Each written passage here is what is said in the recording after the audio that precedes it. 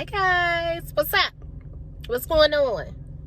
What's been up with y'all? Comment below. Tell me what y'all been up to.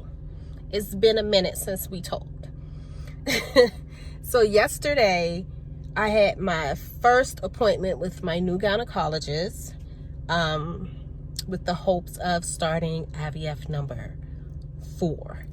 And I forgot to start the video, so I'm going to add what I've recorded yesterday to this, and then I'll come back.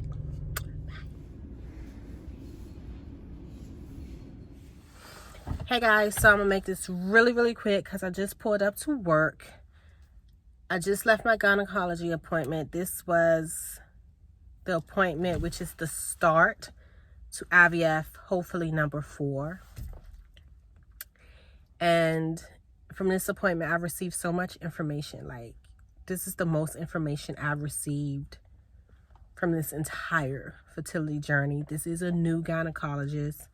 I'm still with Kaiser because after finding out that even if I switch, I still would have to be seen by Shady Grove Fertility, I did not feel like it was worth me leaving my doctors that has cared for my lupus, my head issues, my daughter asthma so well. It just didn't make sense to leave them when I still would have had to do the same thing that I'm doing. So I have a new gynecologist, and she said the reason IUI is out is because although my tube is completely open, all of my scar tissue is like at the end of my tube. So when it comes time for the egg or whatever to leave my tube, it's a little scar tissue in the way. I'm not blocked. The problem is say for instance, I don't have anything in the car. So say for instance, your tube is this wide. This is how wide your tube is. By the time it gets to the end of my tube, this is how wide my tube, the exit gets.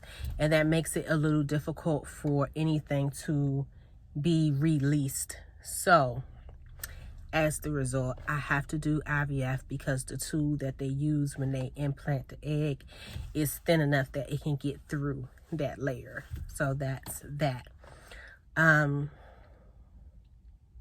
She recommends I go to Merlin Fertility Center.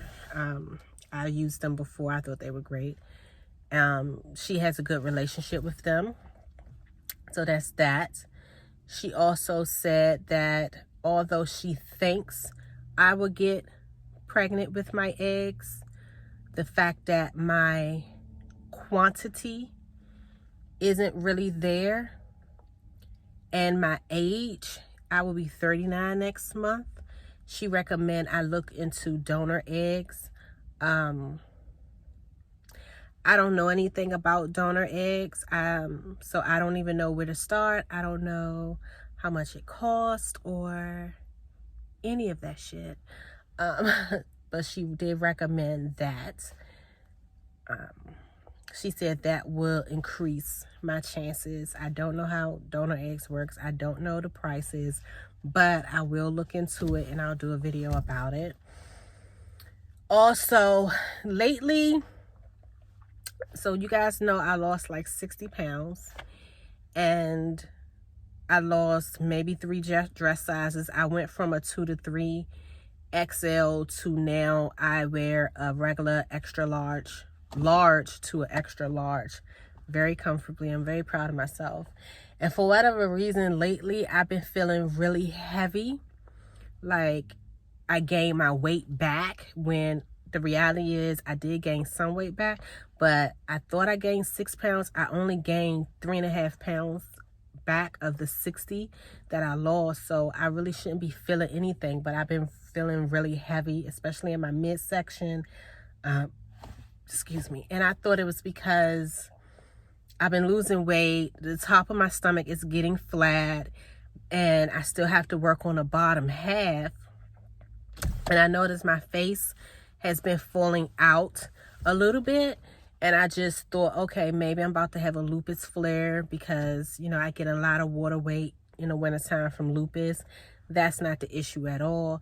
The reason I've been feeling really heavy for the past few months is because my fibroids has grown, and I have a few.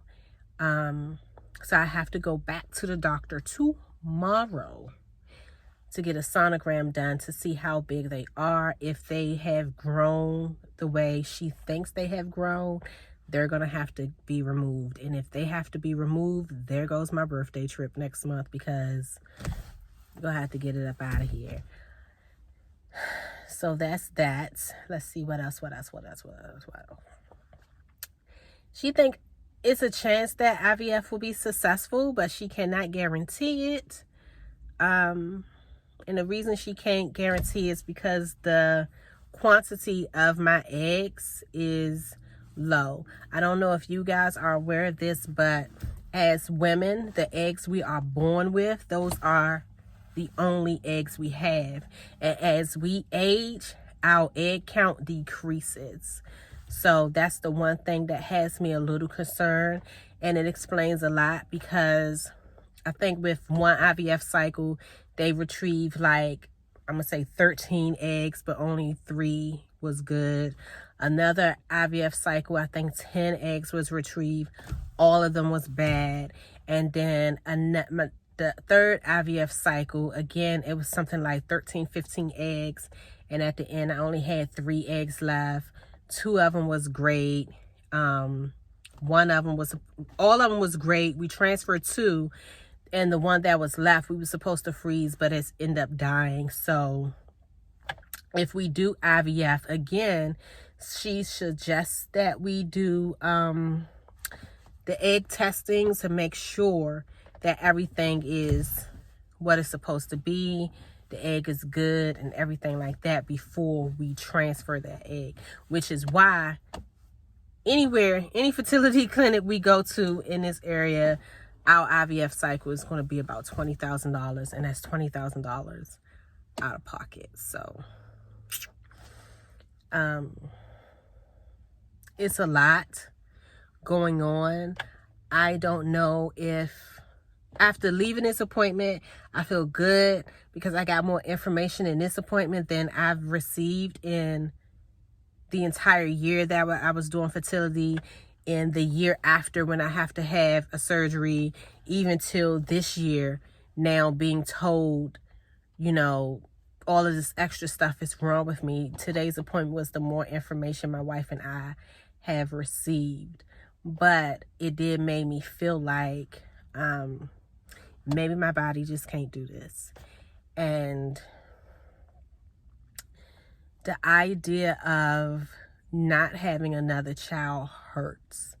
And it kind of feels familiar. When I lost my son, I felt like I can feel a piece of my soul breaking off and leaving my body. And having to think about the possibility of not having another child feels like my soul, a piece of me, I'm not going to say my soul, but a piece of me is packing, preparing to exit, if that makes any sense at all. It's really hard. For me, it's not about having to be the birth mom. I just want to have another child. So if I cannot do this, I think I'd rather do adoption versus egg donation. The way the cost of fertility treatment is set up, egg donation is probably comparable to the same price as IVF and adoption. So if we're going to invest $20,000, I'm at that place where I'd rather invest that in adoption rather than taking a gamble on me. With adoption, we know we're going to get our baby. We know this. So spending the $20,000 or however amount it costs feels worth it to me. With IVF, I feel like if I take that amount of money out of our savings account and I spend it on IVF and it does not work, I would not only be heartbroken, but I would feel like I felt my family. And I don't know if that's a pill that I am ready to swallow, or if that's a pill that I am okay swallowing, if that makes sense. So, yeah. So let me get into work because I did come in late today because of my appointment. I have an appointment in a couple of weeks with CCRM Fertility, and I think I'm going to also take my doctor's advice and get an appointment with Merlin Fertility for a consultation because we've used them before. I trust them. I know them. I'm comfortable with them. They were fucking amazeballs. And see what they say. But as of right now, leaving my doctor's appointment, I kind of feel like, especially with the possibility of needing another surgery, I kind of feel like I would rather invest that money in adoption. So stay tuned.